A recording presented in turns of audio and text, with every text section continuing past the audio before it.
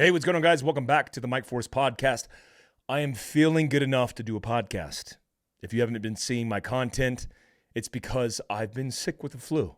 That's what happens when you have lots of kids that make each other sick, and then they bring that sickness home. Look, I want to say a big shout out to Carnivault, our premier sponsor. They're doing single-serving pouches, now packed in these boxes, pork, beef, chicken. And it's not just what's prepped in your cupboard, it's also what's for dinner. I do it every morning with breakfast because it's easy to constitute this meat in a very short period of time and then cook it up with some eggs.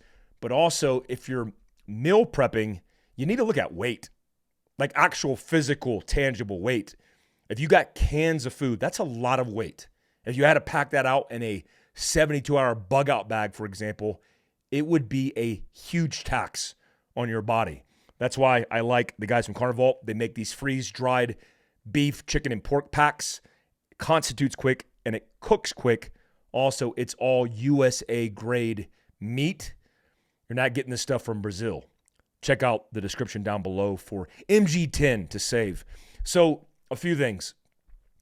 I've been really ill, and people have asked me about the opinion of this Alex Pretti shooting. And I've checked the headlines this morning on this. Not one headline, even from MS Now.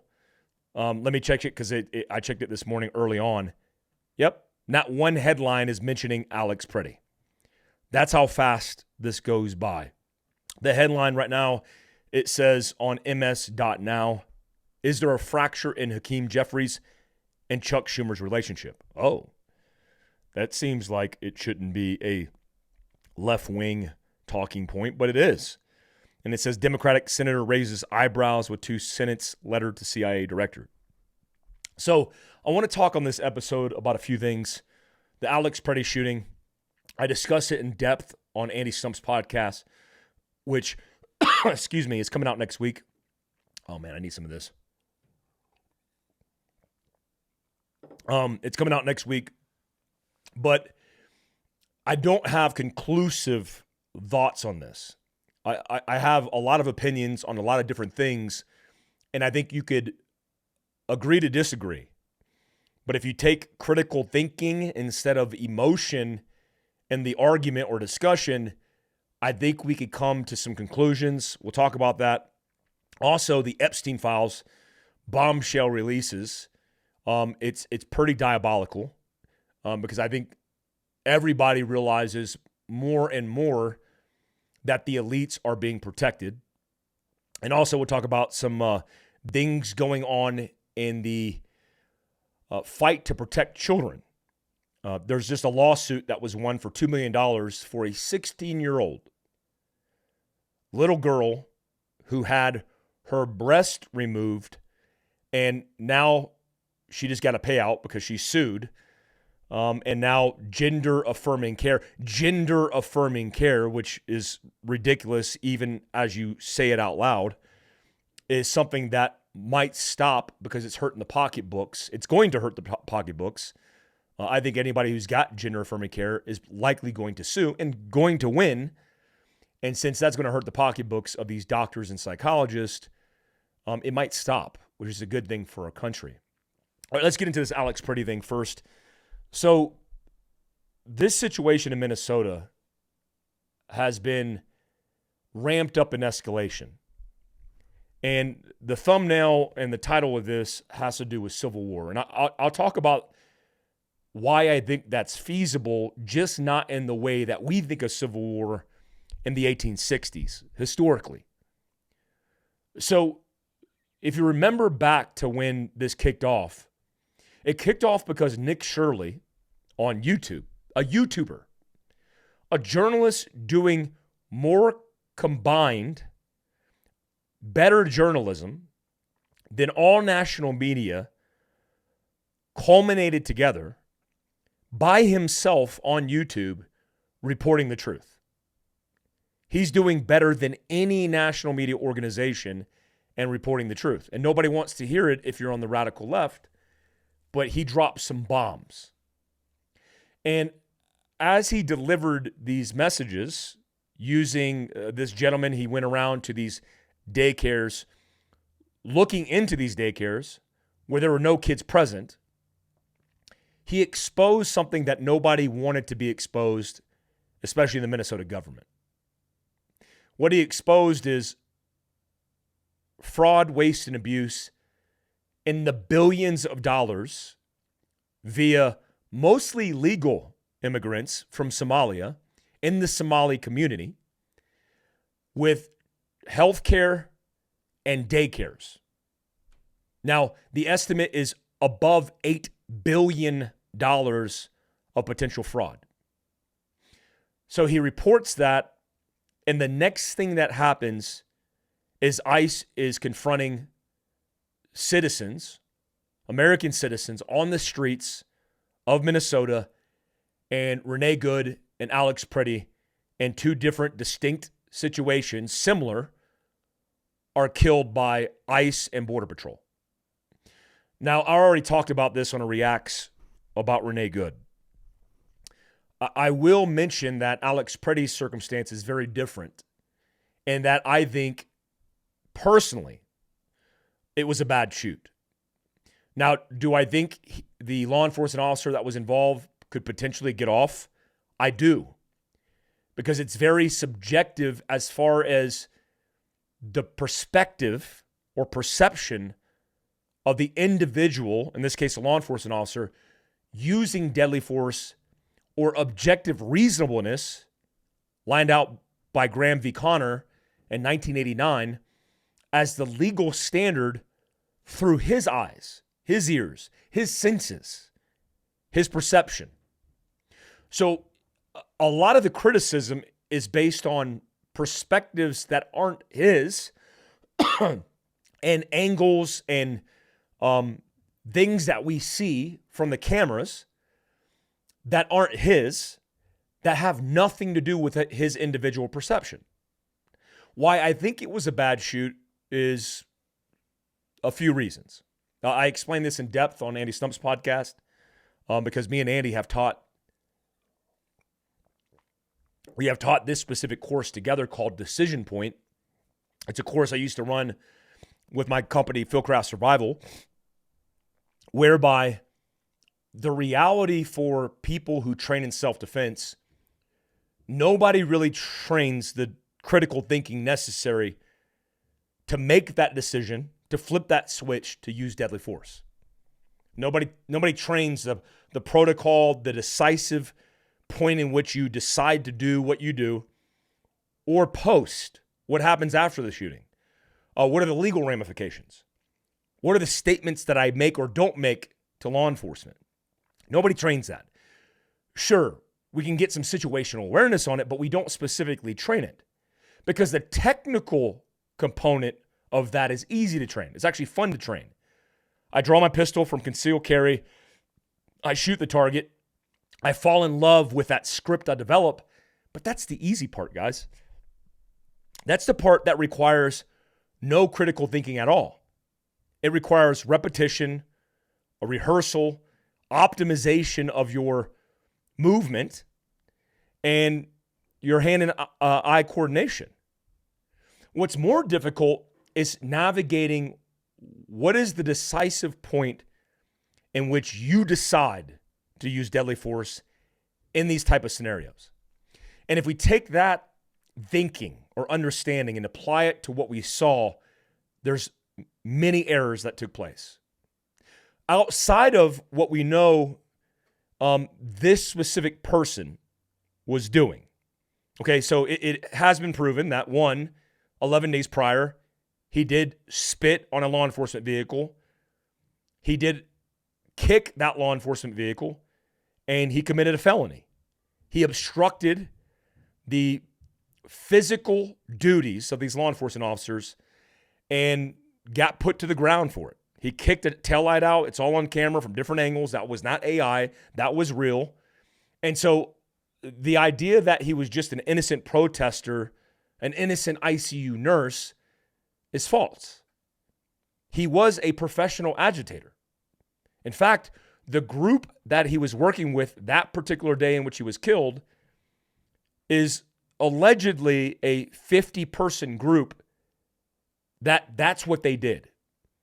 They obstructed justice. They interdicted or intervened in police investigations, specifically ICE and Border Patrol investigations, into illegal immigrants.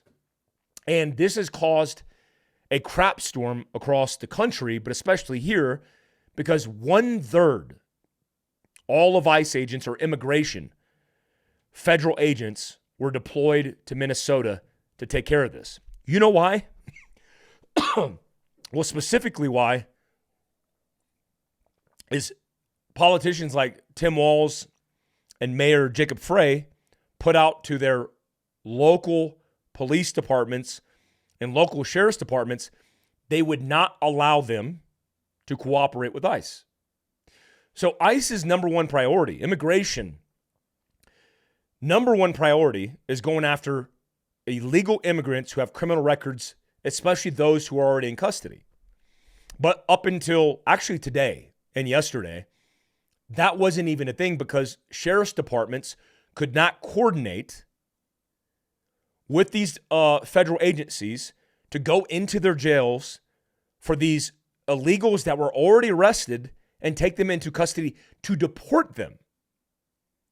Even criminals that we know who have been charged with a crime, some of which have lengthy criminal records, they would not allow them to come into the jail, arrest them, and transfer them for deportation.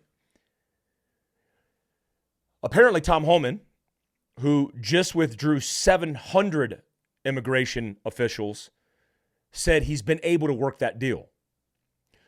On top of that deal, he has been able to stop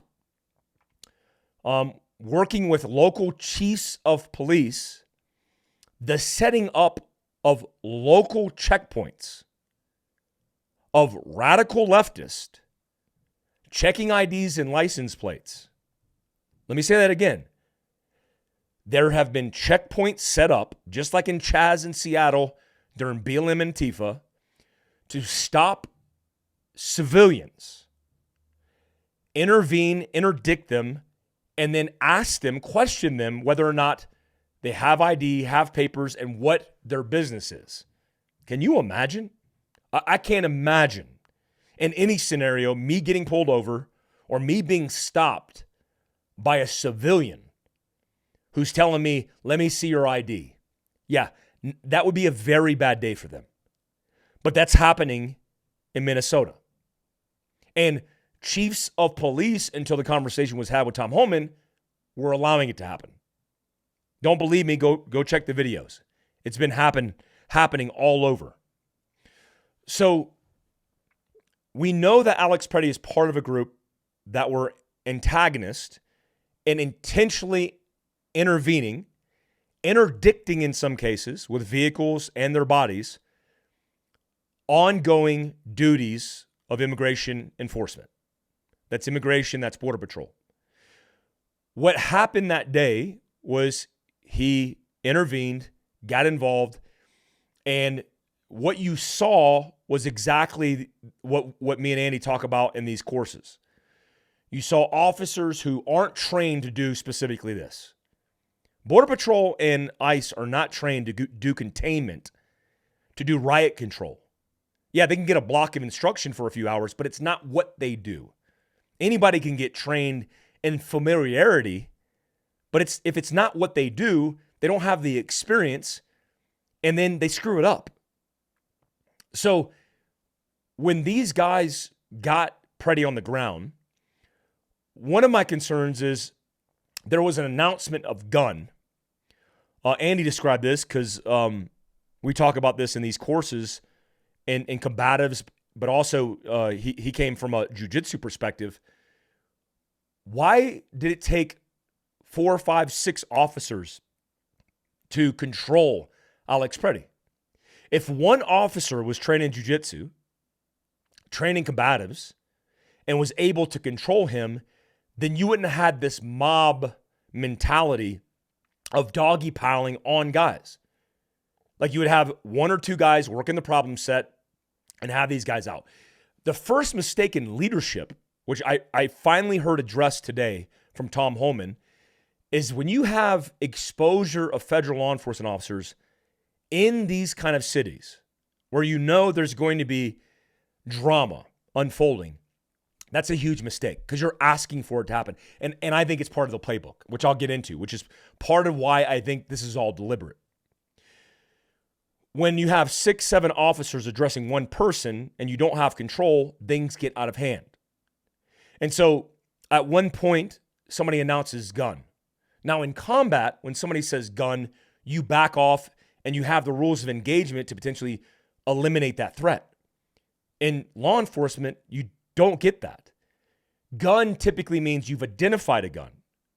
But imagine if you've never been in this scenario in real life, pressure is high, cortisol and adrenaline is through the roof, and you hear gun. Well, then everything spikes, you're in fight or flight, and then everything you do is very reactive. This I've seen play out in scenarios in my course Decision Point again, and again. It's actually common. Let me give you an example. One of the scenarios I do is I have a man and woman.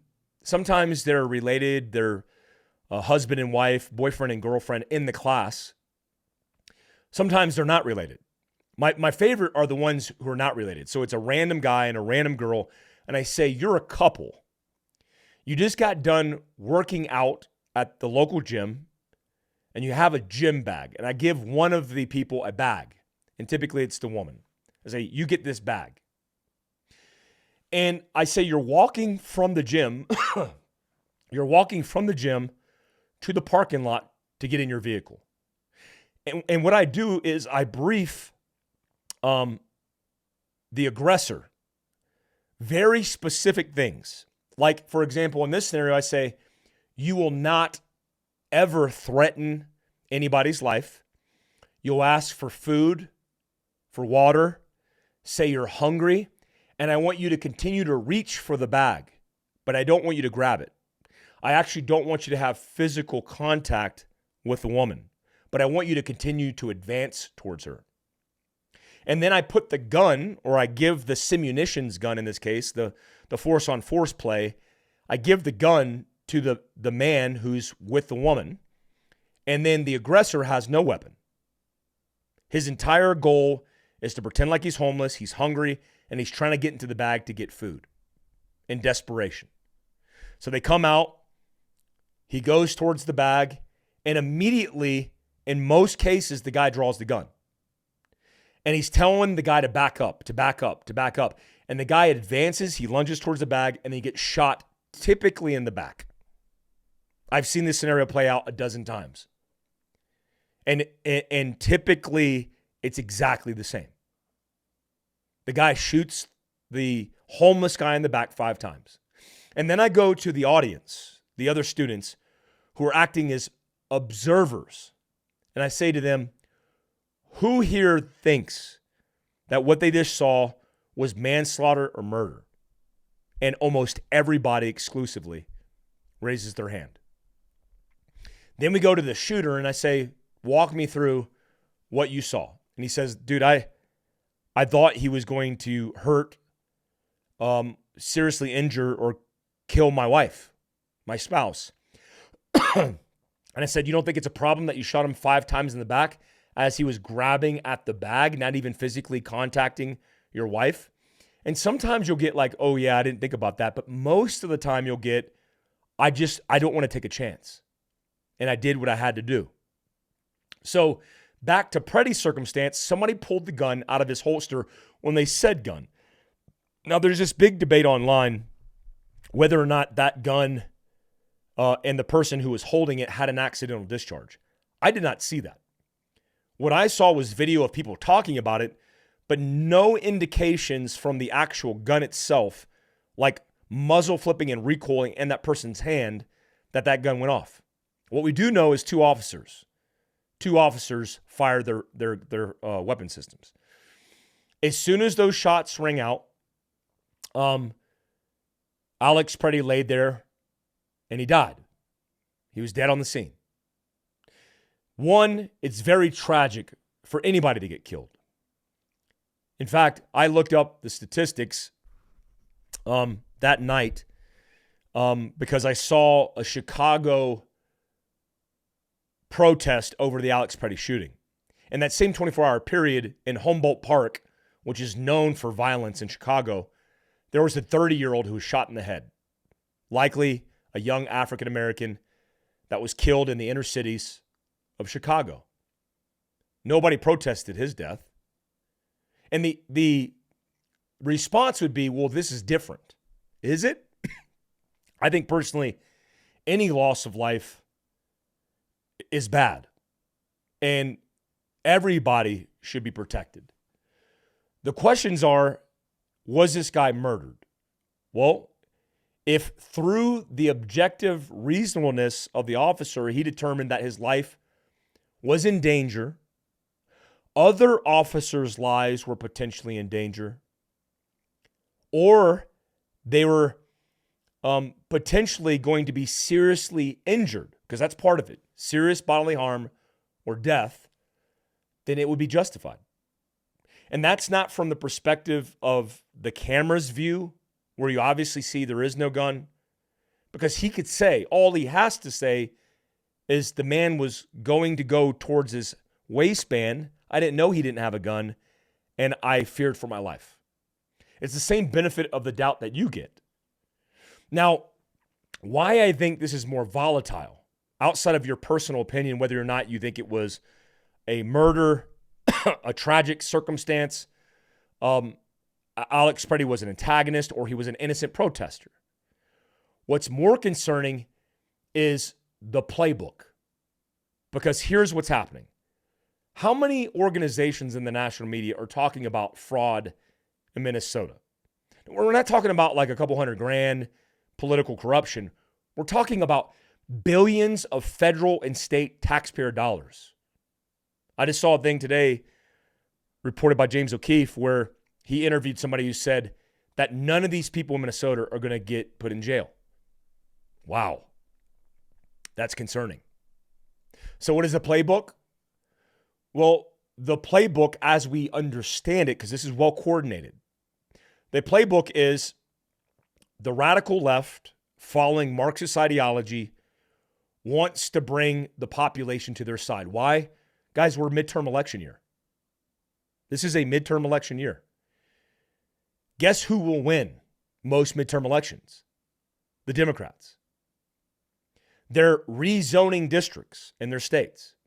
You have states like Massachusetts that has 11 elected seats, 9 congressionally, 2 in the Senate, and every single one of them, despite 25 to 30% of Massachusetts' population voting for Trump, they're all Democrats across the board. The state is locked into Dems. 8% of the population of Massachusetts is Republican. 25% is Democrat, and the rest is independent, meaning they can go either way. So how does this play out? Well, you have a Nick Shirley who comes in, reports on the truth, massive fraud, waste, and abuse. The politicians know it. They allowed these communities to get away with it because they're getting their vote.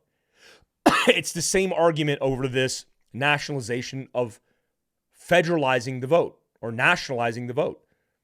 You know why most Democrats don't want this? Because they've already applied laws, for example, in California, where you don't need an ID. So they'll swing the vote in their favor. You have to get an ID to buy a pack of cigarettes in this country, but you don't need an ID to vote in a presidential election? And then if you talk about that, which there are some people, even in the Republican Party, saying this is a bad thing, like what?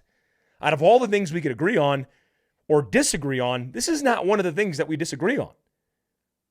We want American citizens to vote in these elections, but that's not what they want.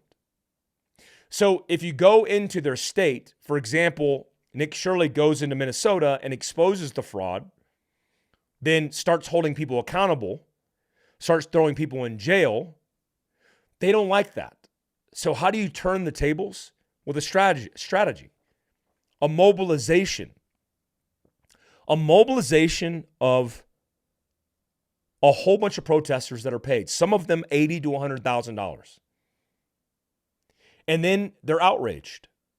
And then they conflict in these scenarios, perpetuated by the propaganda pushed by left-wing politicians like Jacob Frey. And the next thing you know, you have a shooting. And you know what everybody's talking about now? Is these type of things, like murders, assassinations, riots, protest, but nobody's talking about fraud, waste, and abuse. And so I believe this is the precursor to not a conventional civil conflict or civil war, but what's likely to happen in the future. When you have Republicans not rezoning because they just don't want to get involved in stuff like that because they're too conservative to do things like that, then you're going to lose.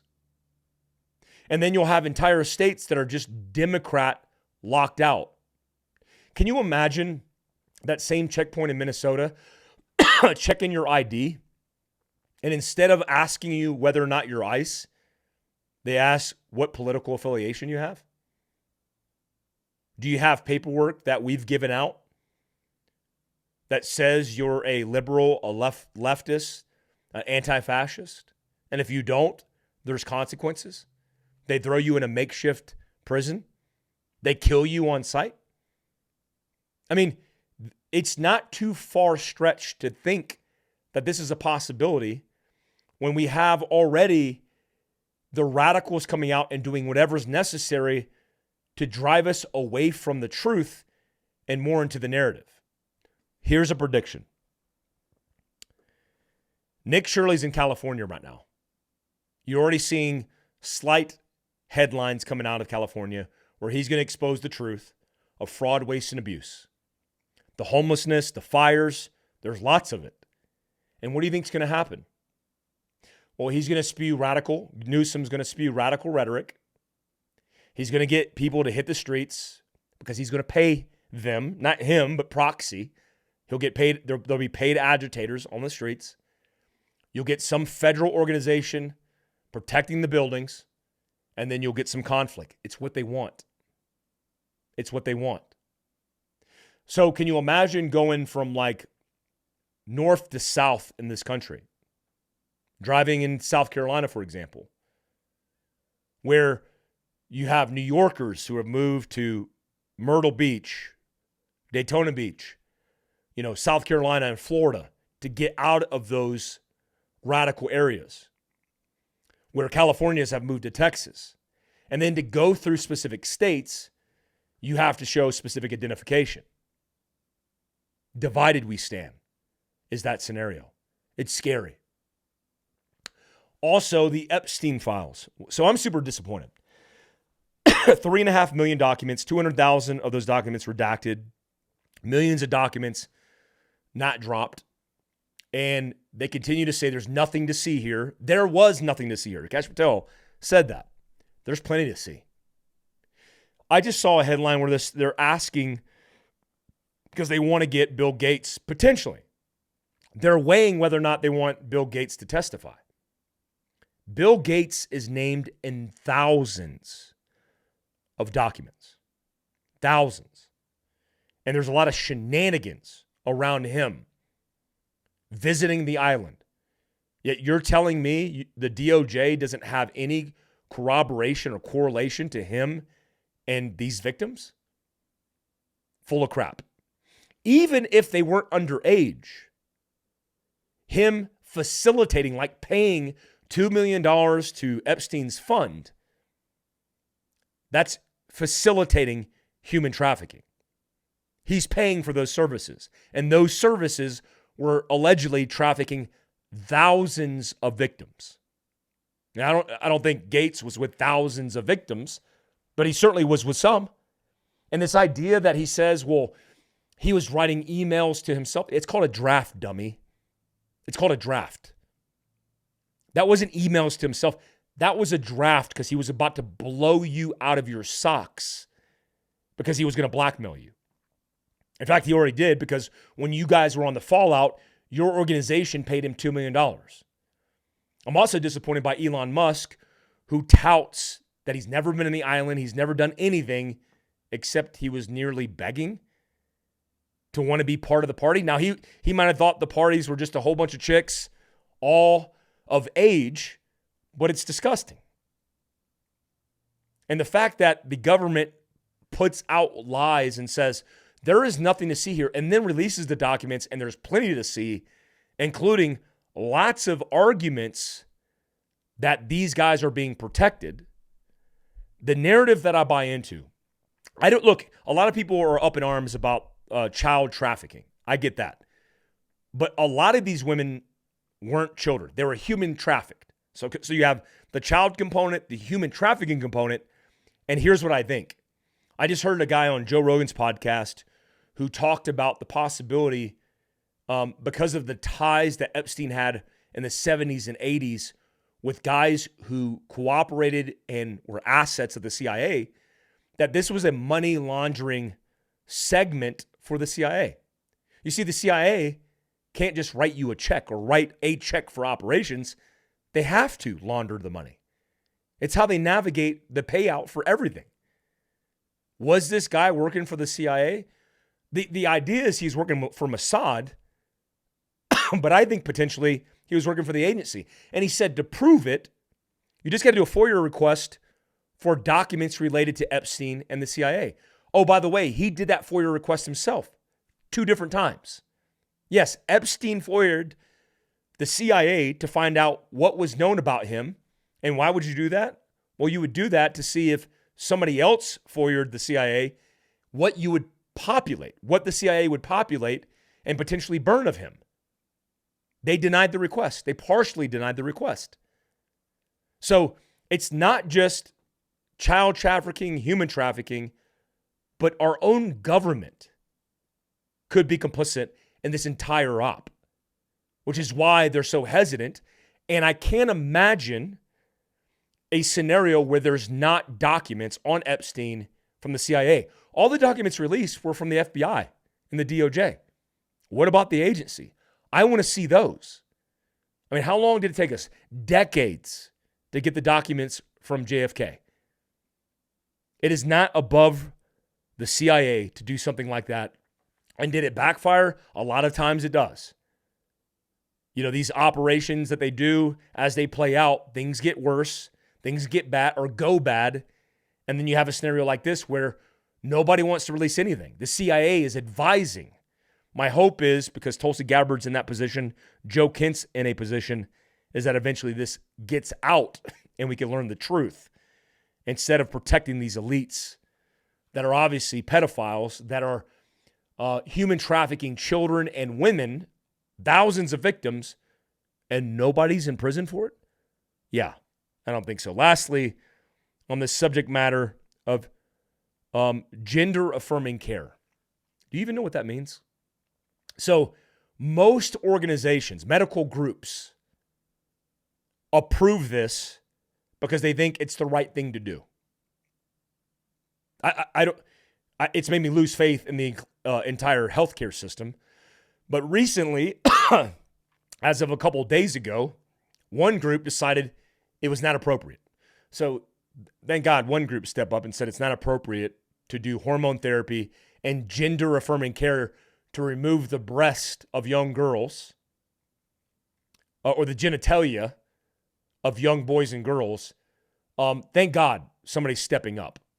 But the biggest turning point is that in this suit, this person who was a 16-year-old girl who had her breasts removed won this suit for $2 million. Why does that matter? Because it opens Pandora's box.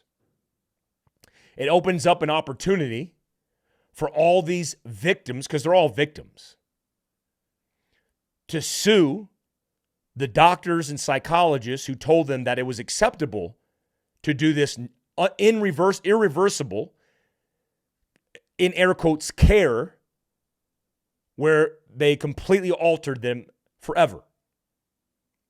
where little girls that grow up to be women sound like men because of the testosterone they were taking. Or worse yet, physical surgical procedures that altered them forever. I hope every single one of them sue, and we can get back to some semblance of normalcy, because it's crazy. It's crazy times. Guys, I appreciate you. Let me know what you think in the comments down below. Make sure you support our sponsors, Carnivault, Wasatch Wagyu. I'll link them down in the comments down below. Till next time. Peace out, guys.